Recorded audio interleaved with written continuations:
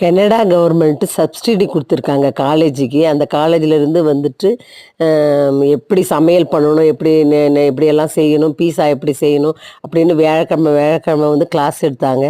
அதில் நாங்கள் 2 வாரம் கலந்துக்கிட்டோம். இந்த வாரம் வந்து பிள்ளைங்கெல்லாம் சூப்பராக நல்லா ஜாலியாக என்ஜாய் பண்ணாங்க. பீஸாலாம் செய்து சாப்பிட்டுட்டு, அப்புறம் ஃபேமிலியில் வந்து குழந்தைங்கள்லாம் எப்படி அப்பா அம்மா கிட்ட ஃபேமிலியில் எப்படி பழகணுன்றத வந்து நான் பேசினாங்க. பசங்க நல்லா இன்ட்ரெஸ்ட்டாக பதில் கொடுத்தாங்க. நல்லா பேசினாங்க பிள்ளைங்க. ரொம்ப நாங்கள் ஜாலியாக என்ஜாய் பண்ணோம்.